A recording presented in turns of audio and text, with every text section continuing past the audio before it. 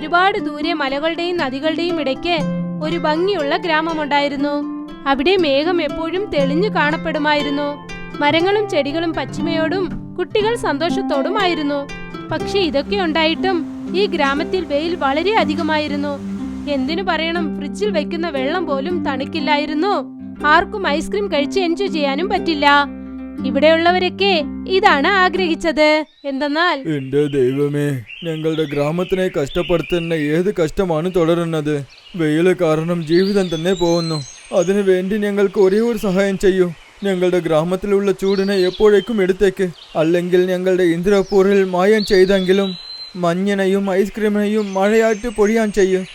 എന്താ മഞ്ഞ്, ഐസ്ക്രീം, മഴയോ? എന്തെങ്കിലും പറയല്ലേ കൊച്ചാ? മദന്റെ വ്യത്യാസമായ ആഗ്രഹം കേട്ട് അയാന് ചിരി തന്നെ വന്നു.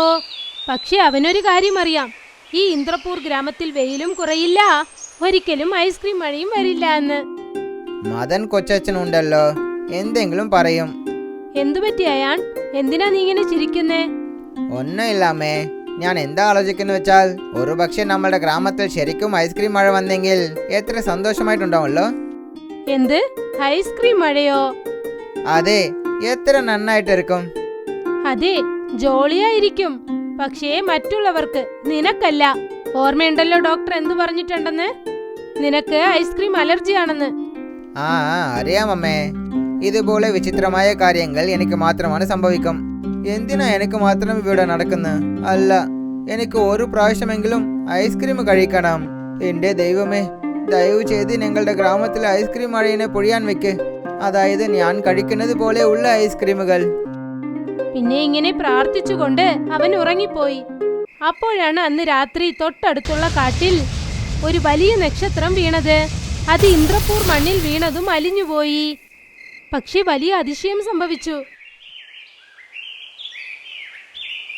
രാവിലെ ഗ്രാമത്തിലെ ജനങ്ങളൊക്കെ നോക്കി.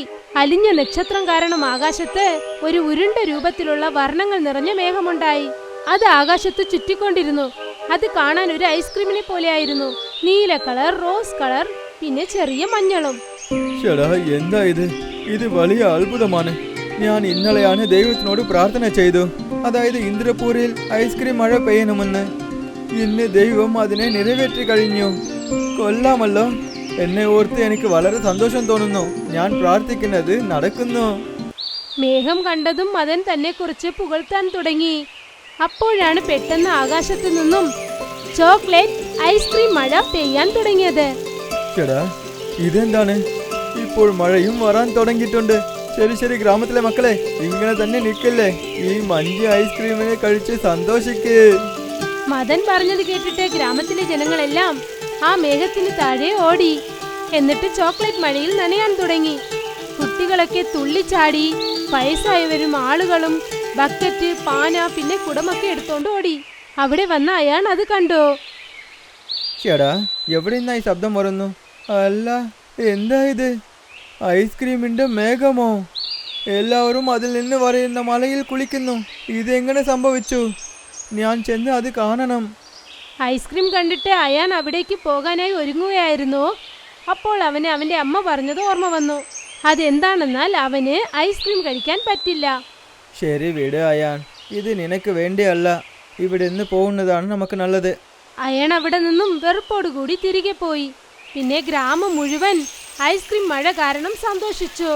ഇന്ദ്രപൂരിൽ ദിവസവും കളർ കളറായി രുചിയുള്ള മഴ പെയ്യാൻ തുടങ്ങി. സ്ട്രോബെറി, പിസ്ത, പിന്നെ മാംഗോ. ജനങ്ങൾ അതിന് പേര് വയ്ക്കാൻ തുടങ്ങി. മാന്ത്രിക ഐസ്ക്രീം മേഘമെന്ന്. ഇപ്പോൾ ജനങ്ങൾ അത് കണ്ട് ഓടുക മാത്രമല്ല, അതുകൊണ്ട് കാശുണ്ടാക്കാനും ആഗ്രഹിച്ചു. അല്ല മായ, നീ കേട്ടോ? ഞാൻ ഈ സ്റ്റീൽ ബക്കറ്റ് എടുത്തിട്ട് ആ മേഘത്തിന്റെ അടുത്ത് പോകാൻ പോകുന്നു. ഞാൻ വരുമ്പോൾ ഒരുപാട് ഐസ്ക്രീമുകൾ എടുത്തുകൊണ്ട് വരും. അതിനുശേഷം നമ്മൾ ഇതിനെ മായ ഐസ്ക്രീമിന്റെ പേരിൽ വിൽക്കാൻ തുടങ്ങാം. എന്നിട്ട് ഒരുപാട് പൈസ ഉണ്ടാക്കാം. പതുക്കെ പതുക്കെ ആ ഗ്രാമത്തിലെ ജനങ്ങൾ എല്ലാരും മനോജിനെ പോലെ ചിന്തിക്കാൻ തുടങ്ങി. അവരും ബക്കറ്റ് എടുത്തുകൊണ്ടുപോയി ഐസ്ക്രീം നിറച്ച് തൊട്ടടുത്തുള്ള ഗ്രാമങ്ങളിലേക്കെല്ലാം ഐസ്ക്രീം വിറ്റ് കാശുണ്ടാക്കാൻ തുടങ്ങി. പക്ഷേ ഗ്രാമത്തിലെ ജനങ്ങളുടെ ഈ അത്യാഗ്രഹം ആപത്തായി മാറി. പതുക്കെ പതുക്കെ ഐസ്ക്രീമിന്റെ മേഘം വീണ്ടും അധികമാകാൻ തുടങ്ങി. അതിൽ നിന്നും ഒരുപാട് ഐസ്ക്രീമുകൾ പൊഴിയാൻ തുടങ്ങി. അതുകൊണ്ട് എന്റെ ദൈവമേ, ഇവിടെ എന്താ നടക്കുന്നു? ഞാൻ നിങ്ങളുടെ അടുത്ത് വെറും ഐസ്ക്രീം മഴയാണ് കേട്ടത്. പക്ഷേ ഇത് അധികമായി പോയല്ലോ. പക്ഷേ ഇപ്പോൾ എന്താ നടക്കുന്നത്? ഈ മേഘങ്ങൾ ഗ്രാമത്തിലേക്ക് ശാപമായി മാറിക്കൊണ്ടിരിക്കുന്നു. ഇല്ല, ഇങ്ങനെ സംഭവിക്കാൻ പാടില്ല. പാടത്തിൽ മൊത്തം ഐസ്ക്രീം നിറഞ്ഞു പോയി. മൃഗങ്ങൾക്ക് രോഗങ്ങൾ വരാൻ തുടങ്ങിയിട്ടുണ്ട്. കുട്ടികളുടെ ആരോഗ്യവും നശിപ്പിച്ചുകൊണ്ടിരിക്കുന്നു. എന്റെ ദൈവമേ, മുഴുവൻ ഗ്രാമത്തിലും മഞ്ഞ് നിറഞ്ഞു പോയിരിക്കുന്നു. ഈ മഴയിനെ നിർത്തേക്ക് ദൈവമേ, നിർത്തേക്കൂ. ഇന്ദ്രപൂരിൽ എന്തൊക്കെ നടക്കുന്നോ അത് ആർക്കും മനസ്സിലാക്കാൻ കഴിഞ്ഞില്ല. അവർക്ക് തന്നെ അറിഞ്ഞില്ല എന്തുകൊണ്ടാണ് ഈ ഐസ്ക്രീം മേഘം പെട്ടെന്ന് ഈ ഭയങ്കരമായ രൂപമെടുത്തതെന്ന്. ഇവിടെ എന്താണ് സംഭവിക്കുന്നത്? ഈ മഴ നിൽക്കുന്നത് പോലെ അറിയില്ലല്ലോ. മഴയുടെ ഈ രൂപം കണ്ട് അയണും ഇത് വളരെ സങ്കടമായി. പതുക്കെ പതുക്കെ ഗ്രാമം മുഴുവൻ ഐസ്ക്രീം മഴ കൊണ്ട് നിറഞ്ഞുകൊണ്ടേയിരുന്നു. ഇത് ജനങ്ങളുടെ ജീവനും ആപത്തായി തീരുന്നതാണ്. ഇതൊക്കെ കണ്ടിട്ട് അയാൾ വെറുതെ ഇരിക്കാനായില്ല. അല്ല, ഞാൻ വെറുതെ ഇരുന്ന് ഇതെല്ലാം കണ്ടുകൊണ്ടിരിക്കാൻ പറ്റില്ല. ഞാൻ എന്തെങ്കിലും ചെയ്തേ പറ്റൂ. അതെ, എന്തെങ്കിലും ചെയ്തേ പറ്റൂ. അയാൻ വീട്ടിൽ നിന്നും ഒരു ബക്കറ്റ് എടുത്തു. എന്നിട്ട് കുട എടുത്തുകൊണ്ട് പുറത്തേക്ക് പോയി. അവനെ കണ്ടിട്ട് അയന്റെ അമ്മ ഒരുപാട് വിഷമിച്ചു. അയാൻ, മോനെ അയാൻ, നിൽക്ക്, നീ എന്താണ് ചെയ്യുന്നത്? ഞാൻ ഈ ഐസ്ക്രീം മഴയിനെ ഈ ബക്കറ്റിൽ ചേർക്കുന്നു അമ്മേ. പക്ഷെ ഇതൊക്കെ ചെയ്യേണ്ട ആവശ്യം നിനക്കില്ല മോനെ. ഇത് കാരണം നിനക്കാണ് പ്രശ്നമുണ്ടാവുക, നിനക്കറിയാമല്ലോ.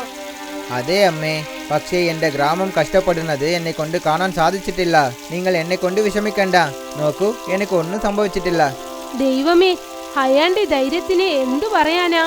ആ ഗ്രാമം മുഴുവൻ പ്രശ്നത്തിൽ ഇരിക്കുന്നത് കണ്ടിട്ട് തന്റെ പ്രശ്നം അവൻ മറന്നുപോയി. അവൻ എങ്ങനെയോ ഐസ്ക്രീമുകളൊക്കെ ശേഖരിച്ചു. പിന്നെ തൊട്ടടുത്തുള്ള ഗ്രാമത്തിലെ പാവപ്പെട്ട കുട്ടികൾക്ക് അത് വെറുതെ നൽകി. അപ്പോഴാണ് ഒരു വലിയ അതിശയമുണ്ടായത്. ഷടാ, എന്താ ഇത്? മഴ കുറഞ്ഞല്ലോ. ഇത് എങ്ങനെ സംഭവിച്ചു? അയാന് ഒന്നും തന്നെ മനസ്സിലായില്ല. എന്നാലും അവൻ തന്റെ ജോലി നിർത്തിയില്ല. ഇപ്പോൾ അവൻ ദിവസവും ഐസ്ക്രീമുകളൊക്കെ ശേഖരിച്ചു. എന്നിട്ട് തൊട്ടടുത്തുള്ള ഗ്രാമത്തിലെ ജനങ്ങൾക്ക് അത് അവൻ നൽകി. മഴ പതുക്കെ പതുക്കെ കുറഞ്ഞു. ഇപ്പോൾ അവന് മനസ്സിലായി ശരിക്കുമുള്ള കാര്യം എന്താണെന്ന്. ചേടാ, എന്താ ഇത്? ഈ മഴ പതുക്കെ പതുക്കെ കുറയുന്നുണ്ടല്ലോ. എനിക്ക് എന്താ തോന്നുന്നു വെച്ചാൽ എന്റെ പ്രാർത്ഥനയാണ് ഇതിനും കാരണമെന്ന് തോന്നുന്നു. നിങ്ങളുടെ വാക്കുകളല്ല, ഈ പണി ചെയ്തത് എന്റെ മകനാണ്. എന്താ പറയുന്നേ? എന്തു പറയുന്നോ? നിങ്ങളൊക്കെ അത്യാഗ്രഹികളാണ്. നിങ്ങളൊക്കെ വെയിൽ കാരണം കഷ്ടപ്പെട്ടപ്പോൾ നിങ്ങൾ ദൈവത്തോട് എന്ത് ചോദിച്ചെന്ന് എനിക്കറിയില്ല.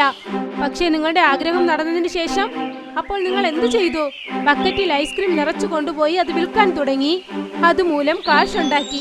പക്ഷേ നിങ്ങൾ എല്ലാവരും മറന്നുപോയി, ഈ അതിശയം നടന്നത് നിങ്ങളുടെ നല്ലതിന് വേണ്ടിയാണ്, കാശ് ഉണ്ടാക്കാൻ വേണ്ടിയല്ല.